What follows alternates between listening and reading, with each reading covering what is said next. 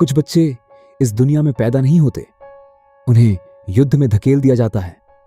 उनकी पहली सांस जीवन की शुरुआत नहीं होती, एक सर्वाइवल टेस्ट होती है, और अगर वो फेल हुए तो उनका नाम भी नहीं रखा जाता। दुनिया में एक जगह है जहां बच्चे जन्म लेते ही नहीं बल्कि युद्ध के लिए तैयार किए जाते हैं। सोचो, तुम पैदा होते हो और तुम्हारी पहली आवाज रोना नहीं, सायरन होती है। यह कहानी एक देश की नहीं है, यह कहानी है एक मानसिकता की, एक ऐसी जगह जिसे नक्शे से मिटाने की कोशिश हुई, एक ऐसी कौम जिसे दुनिया ने बार बार खत्म करना चाहा।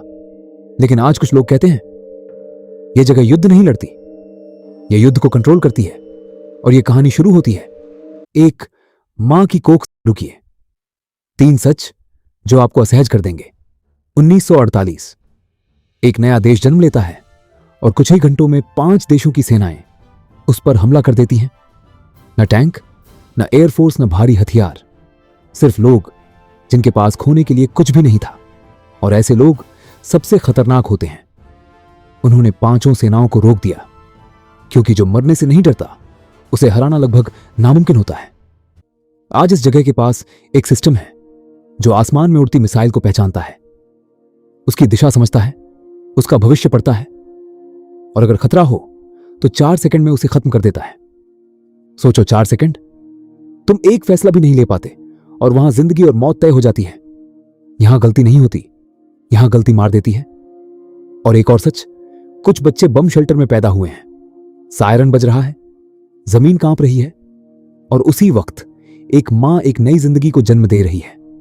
एक तरफ मिसाइल, दूसरी तरफ मां, और दोनों एक ही पल में लड़ रहे होते हैं।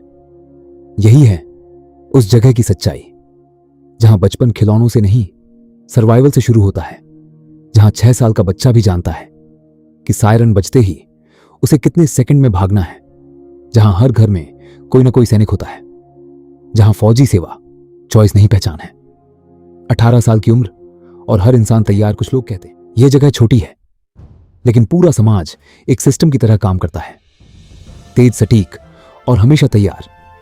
1967 6 दिन और 5 देशों की सेनाएं हार जाती हैं। इतनी तेज कि दुनिया समझ भी नहीं पाती क्या हुआ।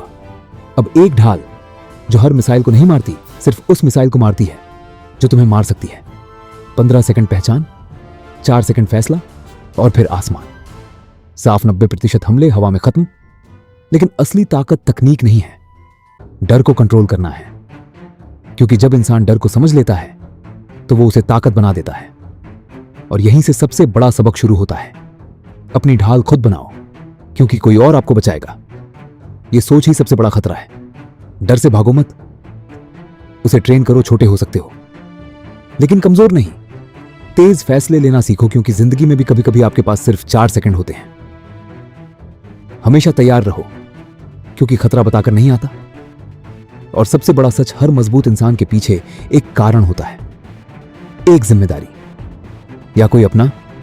तो अगर तुम्हें लगता है कि तुम्हारी जिंदगी मुश्किल है, तो याद रखना, कहीं कोई बच्चा 10 सेकंड में जिंदगी बचाना सीख रहा है। तुम्हारे पास समय है, मौका है, तो खुद को तैयार करो, अपनी ढाल बनाओ। और जब वक्त आए, भागना मत, खड़े रहना। क्योंकि फर्क सिर्फ इतना है, कुछ लोग लड़कर जीते हैं और कुछ तैयार होकर दुनिया बदल देते हैं। और जिस जगह की यह कहानी है वो है इजराइल।